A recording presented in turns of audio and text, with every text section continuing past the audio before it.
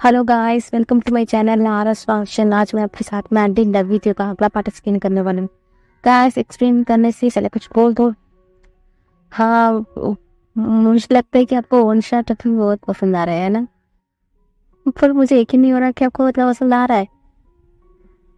मुझे one shot पे क्या बोलते हैं, एक्सप्लेन करने से कोई प्रॉब्लम तो नहीं है, पर बात ये है कि जब मैं रिकॉर्डिंग करने बैठती हूँ ना, मैं सिर्फ जो मेरे मन में है वो बोलना शुरू कर देती हूँ। कब पता ही नहीं चलता कि मेरे पास कितना ज़्यादा लॉन्ग बन जाती है, इसलिए मुझे थोड़ा प्रॉब्लम होती है। पर हाँ, मैंने जैसा कहा था, मैडली लव यू का एफ कंप्लीट हो जाएगा तो मैं वन शॉट एफ दूंगी। पर मैं क्या सोच रही हूँ कि जैसे ये मंथ यानी कि सितंबर खत्म हो जाएगा ना, मैं अक्टूबर से हर एक शनिवार को मैं एक वन शॉट एफ डालूंगी। क्या आपको ये आइडिया अच्छा लगा गाइस? अच्छा लगा तो बोलना, ठीक है।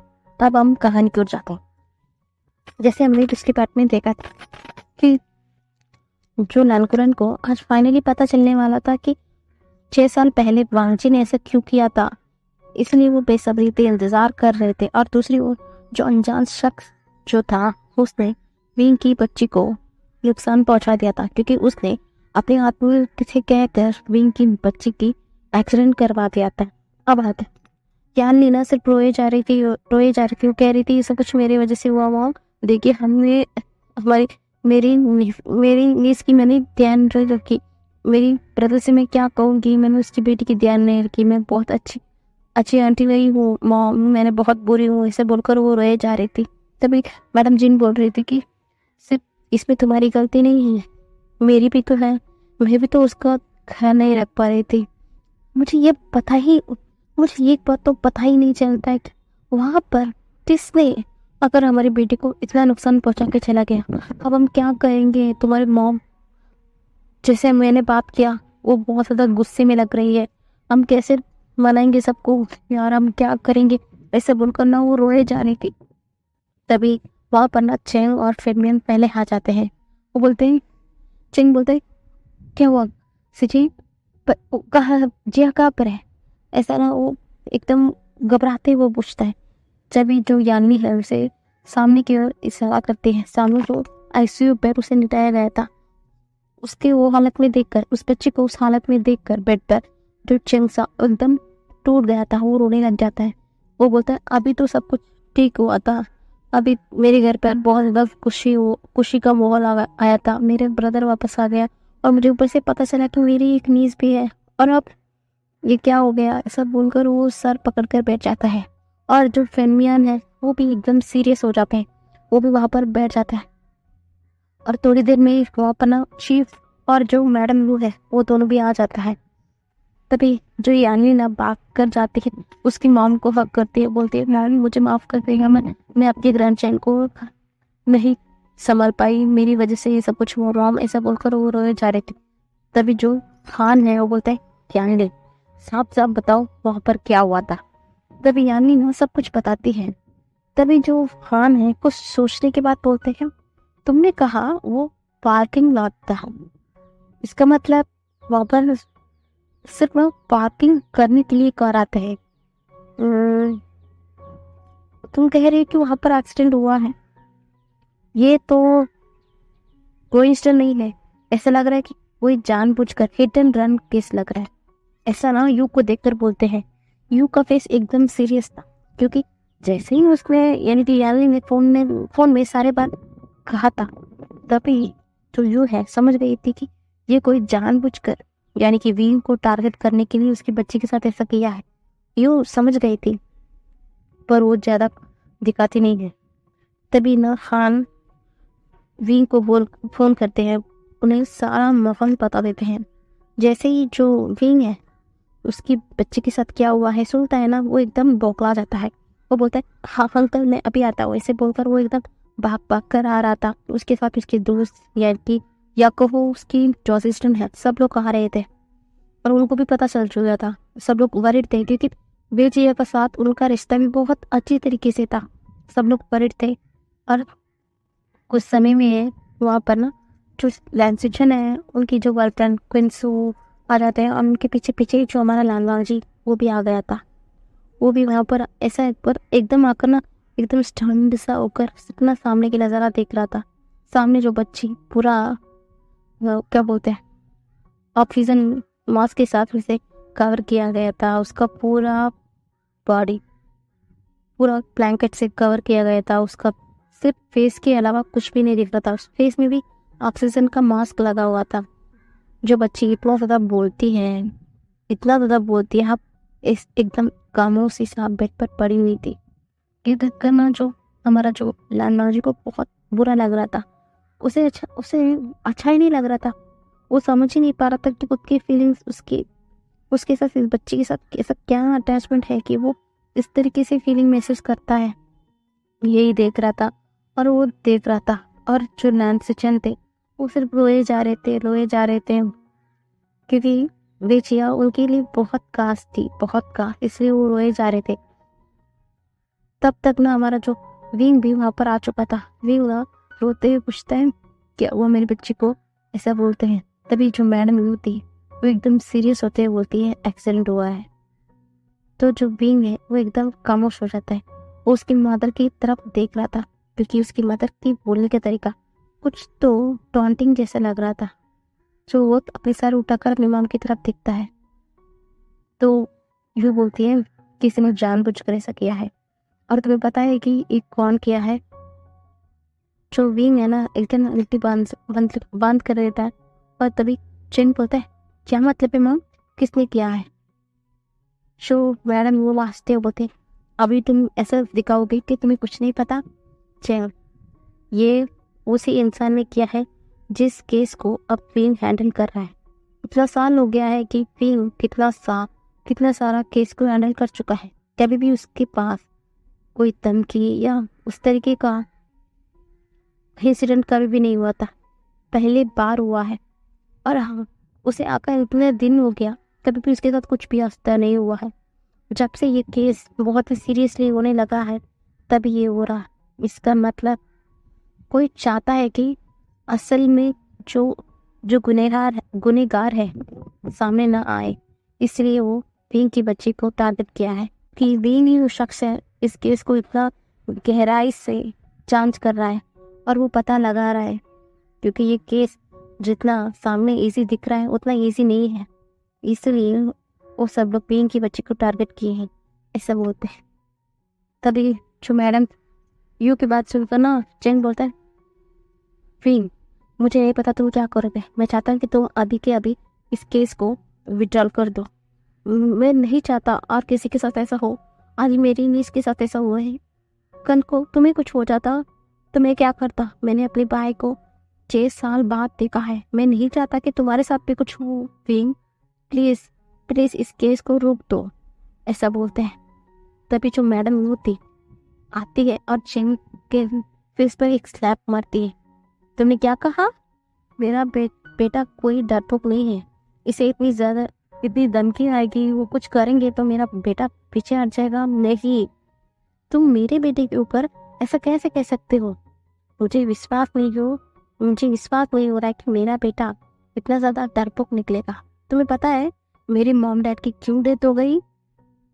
क्योंकि वो तुम्हारे और एक ग्रैंडमा और ग्रैंडपा को बचाना चाहते हैं। तुम्हें पता है तुम्हारे ग्रैंडमा उस फील्ड से नहीं थे, फिर भी वो लोग अपने दोस्त को कुछ होते हुए नहीं देखना चाहते क्योंकि वो जानते थे कि उनके दोस्त जो कर रहे हैं वो सही है।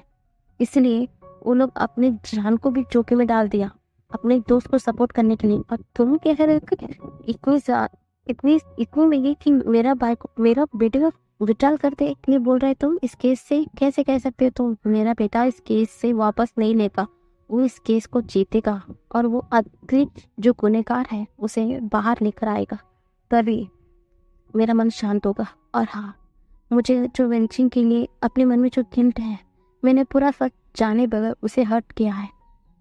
और इसलिए मैं चाहती हूँ कि जो भी हो मेरा बेटा उस केस का असली जो गुनहगार है उसे सामने लेकर आए, तब जाकर मैं शांत रहूँगी। और हाँ, कभी भी तुम ये मत कहना कि मेरे बेटे को इस केस से बाहर आने के लिए तुम्हें अच्छा नहीं होगा, ऐसे बोलकर वो यूला वहाँ पर बैठ जाती है।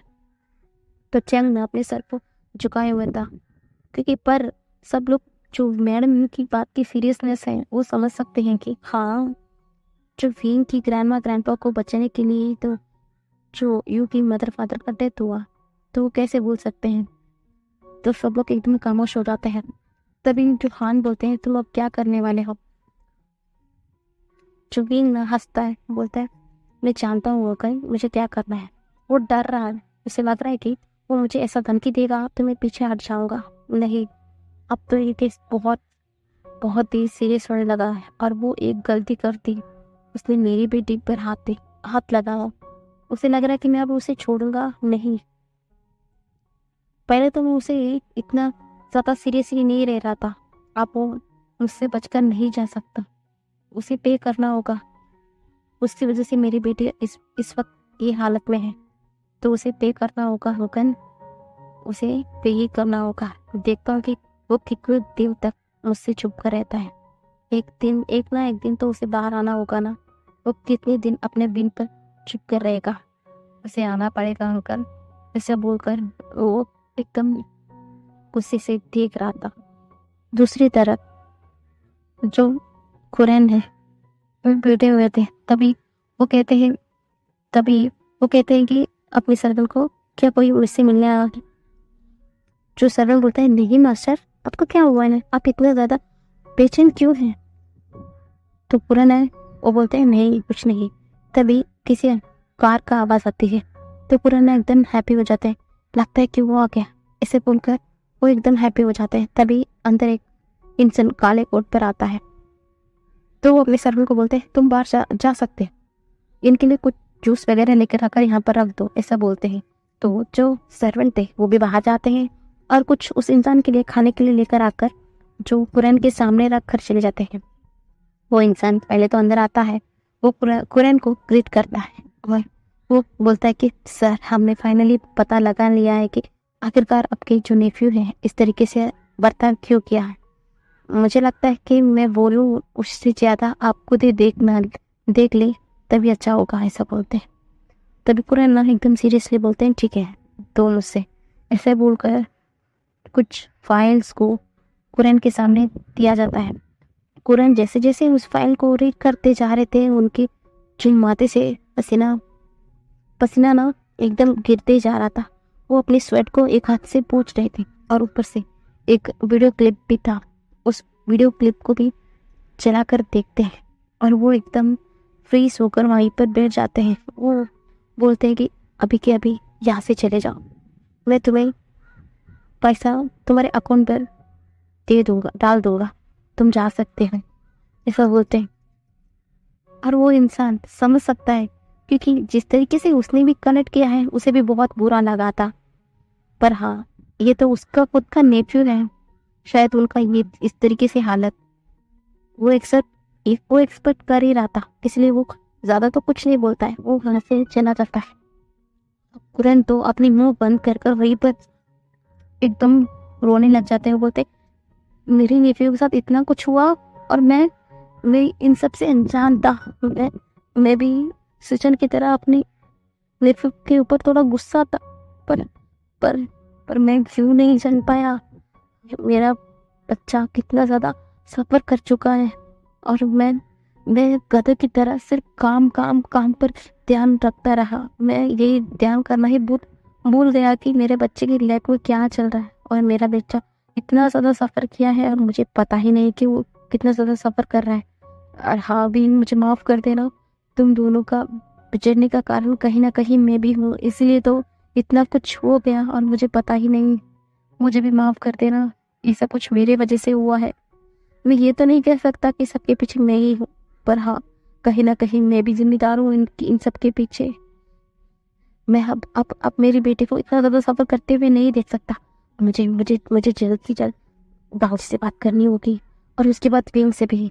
मैं अब मेरे बेटे का ये हालत नहीं देख सकता और ज़्यादा मुझे जल्द से जल्द विंग से बात करनी होगी। उससे पहले मुझे बाबूजी से बात करनी होगी, मैं अभी बैठ नहीं सकता। ऐसे बोलकर अपने आंखों को पोंछते हैं। वो एकदम धड़ाम से खड़ा हो जाता है और बोलते हैं कि अभी उसे बाबूजी से मिलना ज़रूरी है। वो तुरंत कॉल लगाते हैं, बोलते हैं कि अपनी कंपनी को कॉल लगाते हैं, बोलते हैं कि क्या असिस्टेंट से पूछते हैं क्या वांगजी आया है? तभी जो असिस्टेंट बोलता है, सर वांगजी सर सुबह तो आए थे और यंग मास्टर, दोनों यंग मास्टर यहीं पर थे, पर अचानक उन्हें कुछ कॉल आया, दोनों भागे भागे चले गए। इसे बोलकर वो जो सेक्रेटरी था फ़ोन को कट कर लेता है। तो चिरन ना एकदम शॉक में हो जाते हैं। अब क्या हो गया कि उनकी दोनों नेफ्यू वहाँ से भाग कर चले गए, इसलिए वो तुरंत क्विंसू के रूम में जाते हैं। वहाँ पर क्विंसू भी नहीं थी। तभी जो सर से पूछते हैं कि यहाँ पर जो लड़की थी वहाँ कहाँ गई? तभी सर बोलते हैं, पता नहीं सर, किसी कॉल आया, वो एकदम रोते रोते यहाँ से चली गई। तो कुरिन बोलते हैं, अब क्या हो गया? ऐसे बोलकर वो तुरंत विंग की जो यानी कि वांग जी की जो असिस्टेंट है उनको कॉल करते हैं, बोलते हैं कि वांग जी कहाँ गया। तो जो कुरिन के पास जो असिस्टेंट सब कुछ बता देता है कि ऐसा ऐसा कुछ फोन आया, वहाँ पर वो लोग अभी हॉस्पिटल पे हैं। जो कुरिन थे सर पकड़ लेते हैं, अब क्या हो गया? और जब उन्हें पता चला ना कि उस बच्चे के साथ एक्सीडेंट हुआ, उनका दिल भी बैठा जा रहा था। पता नहीं क्यों वो भी एकदम दौड़कर उस हॉस्पिटल के लिए निकल जाते हैं। और जब अब हॉस्पिटल पर जो विंग था एकदम लाइफलेसली बैठा हुआ था। वांग जी की हिम्मत ही नहीं हो रही थी कि वो विंग के साथ बात करे, क्योंकि लगभग वो भी ऐसा ही फील कर रहा था। कल तो वो सपना देख रहा था ना कि उसका हैप्पी फैमिली का सपना देख रहा था, पर अचानक उसके फैमिली में आज इतना बड़ा हादसा हो गया। क्यों? उसका कोई भी सपना हो ज़्यादातर टिक नहीं पाता है। क्यों बार बार उसे कोई ना कोई मुसीबतों का सामना करना पड़ता है? यही सोचकर वो एकदम बैठा हुआ था। तभी डॉक्टर बाहर आते हैं, बोलते हैं, बच्ची अब तो ठीक है, पर ज़्यादातर हम ऐसा नहीं कह सकते, बच्ची का बहुत ज़्यादा ब्लड लॉस हुआ है। उनका ब्लड ग्रुप बहुत रेयर है। तो अगर बच्चे के पेरेंट्स के साथ उसका ब्लड ग्रुप मैच हो सकता है तो आप ब्लड का इंतज़ाम कीजिएगा। बच्चे का जो ब्लड ग्रुप है वो नेगेटिव है, क्या आप इंतज़ाम कर सकते हैं? ऐसे बोलकर वो डॉक्टर ना सबकी तरफ देखता है। तभी जो लाल सेक्शन है वो बोलते, हम मेरा मेरा मेरा मेरा ग्रुप वो नेगेटिव है सर, मैं अपनी बच्ची को दूंगा ब्लड दूंगा, ऐसा बोलते हैं। तभी जो डॉक्टर बोलते हैं, पर हमें ज़्यादा मात्रा में हमें खून चाहिए, पर आपकी खून काफ़ी नहीं होगी, हमें किसी और डोनर की भी मदद की ज़रूरत होगी। क्या मिस्टर वेवुशेल, आपकी बेटी है ना, आपकी ब्लड भी मैच होगी, आप दे सकते हैं, ऐसा डॉक्टर बोलते हैं। तभी जो वीन है एकदम नीचे सर के नीचे दबाए हुए देख रहा था, और तभी उसे कुछ याद आता है। जो वांग जी के पास दौड़कर जाता है, वो बोलता है, वांग जी तुम्हारा ग्रुप भी वो नेगेटिव है, तुम उसे दोगे ना, तुम दोगे ना, वो बच्ची है, वो मेरी बच्ची है, तुम दोगे ना उसे, दोगे ना? ऐसे बोलकर वो पागलों की तरह उससे पूछ रहा था। वांग जी भी एकदम स्टंट हो गया था। वो बोलता है, मैं दूंगा विंग, मैं दूंगा विंग, ऐसे बोलकर वो विंग तुरंत उस डॉक्टर के पीछे चला जाता है। विंग ने एकदम फ्लोर पर बैठकर रो रहा था, पर दरवाजे के पास कोई इंसान इस सबको बहुत ही ध्यान से सुन रहा था। वो लैनकुरन थे, वो उस डॉक्टर की बातों को भी ध्यान से सुन रहे थे। उन्होंने कहा ना कि बच्चे की रेयर ब्लड ग्रुप है, उनकी जो पेरेंट्स के साथ जो ब्लड है मैच हो सकता है। ऐसा बोलते ही क्यों लैन सिचन आ गए कि वो देंगे, और ऊपर से विंग ने वांग से भी कहा है कि वो भी दे दे। उन्हें कुछ तो इन सब कुछ लग रहा था। वो ना यहाँ पर जो कुछ भी हो रहा है वो एकदम ध्यान से ऑब्जर्व कर रहे थे, और वो एकदम उस बच्चे के रूम पर जाकर देखते हैं। उस बच्चे को देखकर उनकी आंखों से भी आंसू बह रहे थे। वो अपनी आंखों पर, उनके जो फेस पर एकदम हाथ लगाकर देखते हैं कि उनकी आंखों से भी आंसू बह रहे थे। तो सर वो बोलते हैं कि उस बच्चे को देखकर, मुझे पता नहीं क्यों बेटा, तुम्हारे देखकर अपना ऐसा महसूस होता है, मैं तुम्हें इस हालत में नहीं देख सकता। तो तुम भी मेरी बच्ची की खुशी हो, शायद तुम उसकी भी नहीं, मेरी भी हो खुशी, और तुम्हें वापस एकदम स्वस्थ होकर हमारे पास वापस लौटना होगा बच्चा। और हाँ, मुझे और भी कुछ बात मुझे ठीक नहीं लग रही है, मुझे उसका भी पता लगाना होगा। ऐसे बोलकर उस बच्चे के पास जाते हैं, उस बच्चे को सर को फैलाते हैं। वो एक उसकी सर से एक बाल को एकदम अपने हाथ में ले लेते हैं। वो वहाँ पर अपनी असिस्टेंट को बोलते हैं कि इसका डीएनए टेस्ट करवाए, उसका रिजल्ट मुझे कल की कल देना चाहिए और सिर्फ तुम मेरे हाथ में दे दो, ऐसा बोल दिया जाता है। तुरंत ना सिर्फ वहाँ पर रुक कर सिर्फ देख रहे थे। वो भी अब कुछ नहीं कर पा रहे थे। वो तो यहाँ पर वांगजी से बात करने आए थे, पर यहाँ का माहौल ऐसा ठीक नहीं लग रहा था कि वो वांगजी से अभी बात कर पाए, इसलिए वो वहाँ पर सिर्फ चुपचाप बैठकर सिर्फ देख रहे थे सामने के नज़ारा। और उन्हें भी बहुत दुख लग रहा था, पेन हो रहा था, क्यों पता नहीं। वो भी बहुत ही अच्छा नहीं फील कर रहे थे। तभी जो डॉक्टर ना थोड़ी 2 घंटे बाद आते हैं, बोलते हैं इनके दोनों के ब्लड ग्रुप ना बच्चे से मैच हो रहा है, ऐसा लगता है कि ये उस बच्चे की फैमिली है, क्या इस बच्चे के फादर है, ऐसा बोलकर वो वहाँ से चले जाते हैं। और ये बात सुनते ही जो ननकुनन के कान एकदम खड़े हो गए थे।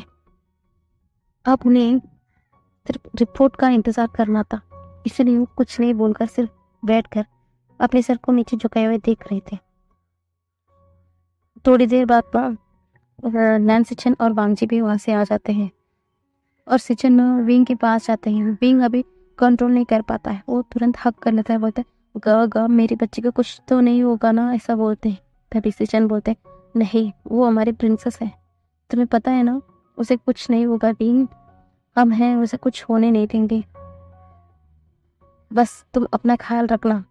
तुम अब क्या करने वाले हो उस इंसान के साथ जिसने मेरी प्रिंसेस के साथ ऐसा किया है, बताओ तुम क्या करना चाहते हो विंग। तभी ना जो वांगजी उसके आँख एकदम डार्क हो जाती है, अपने असिस्टेंट को बोलता है वहाँ पर जो पार्किंग लॉट है उनका सीसीटीवी फुटेज लेकर आ जाए। तो सेक्रेटरी भी तुरंत हॉस्पिटल में जो फुटेज है लेकर आ जाता है।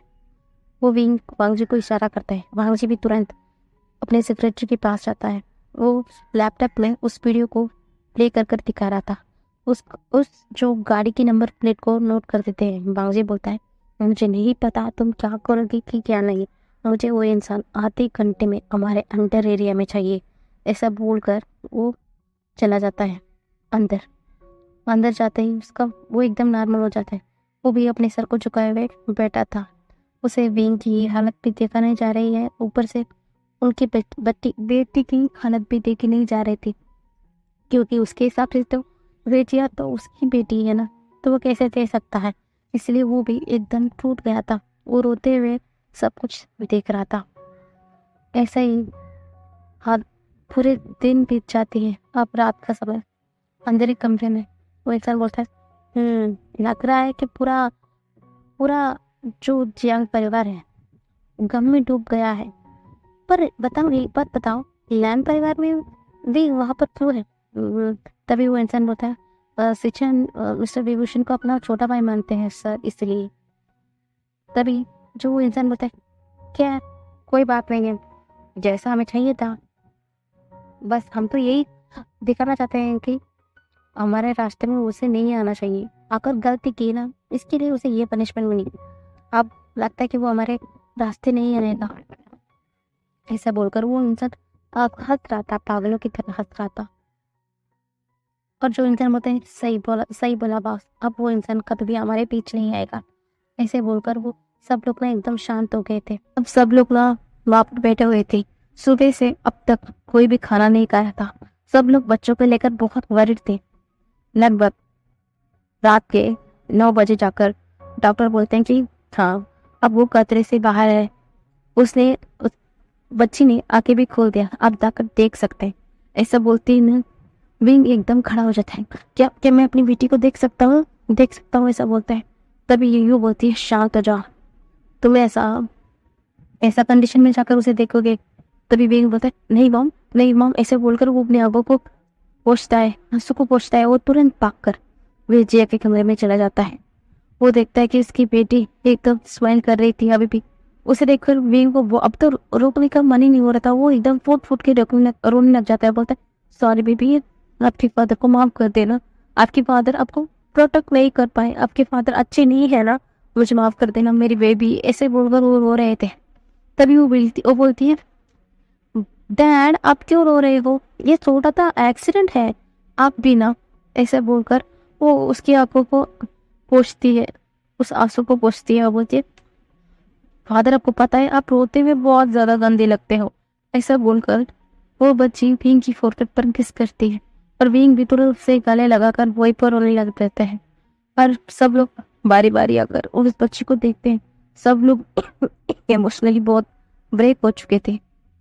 सब लोग ना बारी बारी पूछते हैं, वो भी इमोशनली बहुत ज़्यादा सैड फील करते हैं, पर भी अभी भी वो बच्ची सबसे एकदम चेयरफुल वॉइस में बात कर रही थी। फाइनली अब नैनमाऊ जी भी आता है। सेल तो उसे रोकना चाहता था, पर उसका रोकने का हिम्मत नहीं था, क्योंकि क्यों वो रोक नहीं पा रहा है वो समझ गया था। इसलिए वो एकदम शांत होकर बाहर चले जाता है। वो जैसे ही उस बच्चे को देखता है, उसकी आंखों से भी आंसू बह रहे थे। तभी वो बच्चे बोलती, हसन अंकल आप क्यों रो रहे हो, पता है मेरे डैड भी ऐसे रो रहे थे, पर अब शुरू हो जाना, पता है रोते हुए आप बहुत ज्यादा गंदे लगते हो अंकल, आपको ऐसा रोना नहीं चाहिए, पता है। ऐसा बोलकर वो बोलती है तो वांगजी ना अपने आंखों को नीचे झुकाता है और उस बच्चे के एकदम करीब जागता है, उसकी फोrehead पर किस करते हैं, बोलते हैं, हाँ अंकल नहीं रोएंगे, ऐसे बोलकर उसकी बाल को सहलाते हैं और उसकी फोrehead पर किस करते हैं, बोलते हैं, अपना ध्यान रखना बेबी, तुम्हारे अंकल को बहुत ज्यादा अर्जेंट काम है, मैं अभी आ जाता हूँ। ऐसे बोलकर वो बाहर चला जाता है। बींग समझ पा रहा था कि भगवान के मन में तो कुछ तो चल रहा है, वो समझ गया था, फिर भी वो पूछने की हिम्मत नहीं कर पा रहा था। वो सिर्फ अभी अपनी बेटी के साथ वक्त बिताना चाहता था, इसलिए वो कुछ भी नहीं बोलता। वांग जी तुरंत एकदम हॉस्पिटल से बाहर आ जाता है। अब वो पहले वाला वो वांग जी नहीं था, वो अभी एकदम डार्क में कन्वर्ट हो चुका था। वो अभी एकदम स्पीड पर गाड़ी में बैठता है और किसी दिशा की ओर चलना शुरू कर देता है, क्योंकि उससे अभी किसी का मैसेज आया। उसको पढ़ते हुए वांगजी का फेस एकदम डार्क हो गया था। वो एकदम सुनसान इलाके में आता है। वहाँ पर एक इंसान चेयर से बंधा हुआ था। वांगजी उसके पास जाता है और उसे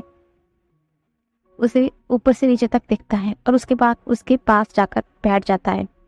और दूसरी ओर जो कुरन है वो एकदम इम्पेशेंटली वेट कर रहे थे। तभी उनका असिस्टेंट बोलते हैं, बॉस काम हो गया। तभी जो कुरन बोलता है, इतना जल्दी कैसे हो सकता है। तभी असिस्टेंट बोलता है, सर मैंने ये आपके नाम को मेंशन किया कि उन्हें जल्द से जल्द चाहिए, इसलिए मैं वहाँ पर रुक कर इस रिपोर्ट को भी कलेक्ट कर आ रहा हूँ।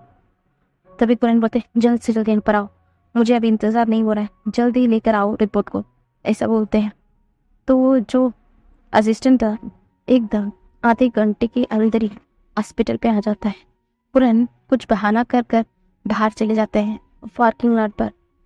वो असिस्टेंट उस रिपोर्ट को देख कर वहाँ से चला जाता है। कुरन पहले यहाँ वहाँ देखते हैं कि कोई है तो नहीं। उसके बाद वो एकदम अपनी शेकिंग करते हुए हाथ से उस रिपोर्ट को उठाते हैं। उनका हाथ अभी भी शिवर कर रही थी, उनकी पूरी बॉडी एकदम ठंडी पड़ चुकी थी, क्योंकि वो जो चाहते हैं वही उस रिपोर्ट में हो। अगर होता है तो भी वो क्या करेंगे, यही डर उनके मन में अभी बैठ गया था। फिर भी खुद को संभालते हुए उस कागज को पलटते हैं। उसमें जो भी लिखा हुआ था उसे पढ़ते ही उनकी आंखों से आंसू भी आ रही थी। वो एकदम वहाँ पर ही हंसना भी शुरू कर देते हैं, वहाँ पर बैठ जाते हैं। वो एक बार हंस रहे थे और एक बार रो भी रहे थे। अब वो क्या करेंगे, अब उन्हें इंतजार नहीं हो रहा था। उस फाइल को एकदम अपनी गाड़ी में अंदर रखते हैं और वो तुरंत वापस पलट कर हॉस्पिटल के अंदर दौड़कर चले जाते हैं। दौड़कर जाते हैं कि वहाँ पर वे जिया सोई हुई थी, उस जो रूम पर कोई भी नहीं था। अब वो किसी को भी नोटिस करने की हालत में भी नहीं थी। वो तुरंत वेजिया के बेड के पास जाते हैं और उस बच्ची को अपने जो बाहों में उठाते हैं और उसकी फेस पर चारों तरफ एकदम किस करते, बोलते, मेरी बच्ची तो मेरी मेरी ग्रैंडचाइल्ड हो, मेरी ग्रैंडचाइल्ड। मुझे क्यों नहीं पता चला, मुझे क्यों नहीं पता चला, मुझे माफ़ कर देना। तुम्हारा ग्रैंडपा तुम्हारी ख्याल नहीं रख पाए, तुम्हारे ग्रैंडपा बहुत बुरे हैं। ऐसा बोलकर वो बारी बारी किस करते जा रहा था। तभी किसी की फुट फुटप्रिंट की आवाज़ आती है। तो हमारे जो पुरन है पलट कर देखते हैं, वहाँ पर मैडम यू और फेनमियन खड़े हुए थे। और जो यू है उसके चेहरे पर कुछ भी एक्सप्रेशन नहीं था। और जो पुरन है उसका एक्सप्रेशन का रीज़न जानती है, क्योंकि अब वो भी तो सच जानती है ना। तो वो कुछ भी नहीं बोल रहे थे, वो कुछ हेल्पलेसली मैडम की तरफ देख रहे थे। तभी मैडम ये बोलते, आखिरकार तुम्हें पता चल गया है ना, चलो इसके बारे में अभी हम बाद में बात करेंगे। वो बहुत थकी हुई है, अब उसे रेस्ट करने की ज़रूरत है, तुम उसे छोड़कर जा। तभी पुरन काटते हुए बोलते, यो वो मेरी।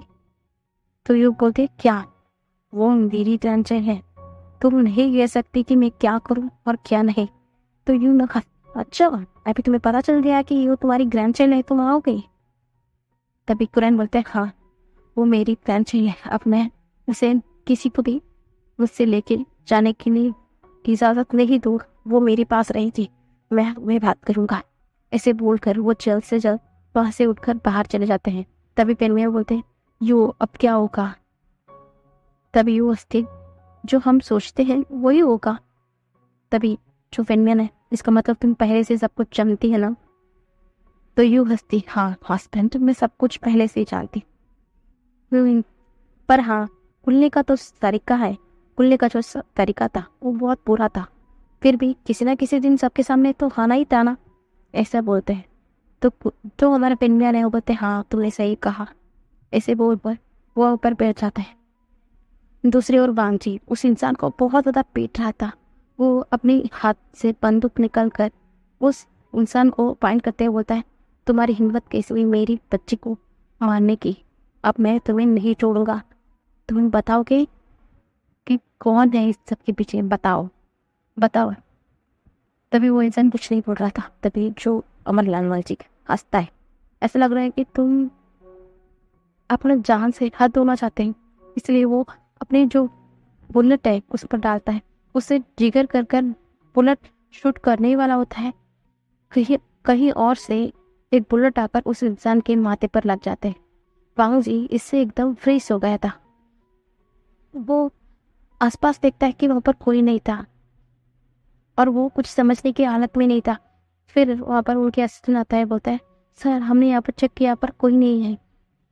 तभी जो वांग जी को मैडम यू की बात समझ आती, इसका मतलब वो इंसान सच में खतरनाक है और वो वीन को टारगेट करने के लिए मेरी बच्ची को नुकसान पहुंचाया है। अब मुझे ध्यान रखना होगा, मुझे भी उस इंसान का पता लगाना होगा जो मेरी बच्ची और मेरी वीन के ऊपर नजर रखा है। इसके चलते मेरा पूरे परिवार तबाह हो जाएगा। वीन और मेरा बच्चा मेरा पूरा जिंदगी है। हाँ भले ही वो बच्ची वीन की, पर वो मेरी बच्ची है अब से। आज मैंने उसे खून दिया है तो उस कायदे से वो मेरी बेटी हुई ना, मेरी बेटी, मैं उसे नुकसान नहीं पहुंचाने दूंगा। अब मुझे जल्द से जल्द उस इंसान का पता लगाना होगा कैसे भी कर और मैं उस इंसान को ज़्यादा दिन तक बाहर नहीं रहने दे सकता, नहीं तो वो विंग को भी हर्ट कर देगा। ऐसे बोलकर वो खड़ा हो जाता है। वो तुरंत लैंड मेंशन के लिए निकल जाता है, क्योंकि उसके ऊपर ब्लड की वो आ रही थी। वो इस हालत में हॉस्पिटल नहीं जा सकता है, इसलिए वो तुरंत लैंड मेंशन के लिए चला जाता है। लैंड मेंशन में जैसे ही वो अंदर एंटर करता है, वहाँ पर उसके अंकल बैठे हुए थे। वो एकदम सीरियस लग रहे थे।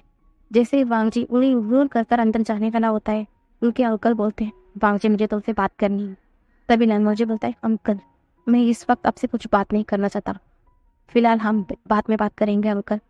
तभी जो वांगजी बोलता है, वांगजी बोलकर जाने वाला होता है, तभी कुरैन रुकते, मुझे जानना है आखिरकार तुम बताओगे कि 6 साल पहले तुम उस तरीके से बिहेवियर विंग के साथ क्यों रखा, बताओ कि या मैं पता लगा। तभी जो वांगजी था वहीं पर स्टंट होकर एकदम पलटकर अपने अंकल की ओर देखता है, बोलता है कि आपने मेरे ऊपर जासूसी की। तभी जो अंकल बोलते हैं, हाँ, अगर हमारे बच्चे हमारे पीठ पीछे भी करने लगे ना, उनकी जासूसी करना पड़ता है, कभी कभी अच्छे के लिए भी करना पड़ता है। अब बताओगे? तो वांगजी ना एकदम अपनी मुट्ठी बंद करके बोलता है, मुझे कुछ नहीं पता। वांगजी, अब तुम्हें बताना पड़ेगा। वांगजी बोलता है, क्यों बताओ? जो मैं बताने वाला हूँ वो इंसान ही सुनने के लिए तैयार नहीं है, तो मैं किसके लिए बता? तो पूरे ने एकदम गुस्से में कहते, तुम्हें बताना होगा। अगर तुम्हें तुम्हारी बीइंग चाहिए तो बताना होगा। तुम अपने हैप्पी लाइफ चाहते हो तो बताना होगा। और हाँ, तुम्हारी बच्ची तुम्हें चाहिए तो तुम्हें बताना होगा। बच्ची नाम सुनते ही ना वांगजी के कान खड़े हो जाते हैं। वो एकदम सीरियसली देखता है। तभी कुरन ना एक रिपोर्ट वांगजी के फेस पर दे मारते हैं। वांगजी के फेस पर जैसे ही वो रिपोर्ट लग कर नीचे गिरती है, वांगजी एकदम नीचे बैठकर उस रिपोर्ट को देखता है। उसके आंख एकदम शॉक में बड़ी बड़ी हो गई थी और उसकी आंखों से अब तो लगातार आंसू बह रहे थे। वो रो रहा था और वो अंकल की तरफ देख रहा था। ये ऐसा बोलता है। तभी कुरन बोलता है, हाँ, इसमें जो भी लिखा है वो सच है। वे जियाद तुम्हारी और फीन की बेटी है। अब बताओगे या अपने आप में ही उसको दबा कर रख दोगे? अगर तुम्हें अपना फैमिली वापस चाहिए तो तुम्हें बताना होगा वांगजी। मैंने जितना कोशिश कर चुका हूँ तुम्हारे दोनों को एक साथ लाने के लिए, आगे का तुम ही करना होगा। मुझे नहीं पता कि तुम क्या चाहते हो, पर मुझे अपना ग्रैंडसन वापस चाहिए वांगजी। तुम्हें कुछ तो कुछ करना होगा, ऐसा बोलते हैं।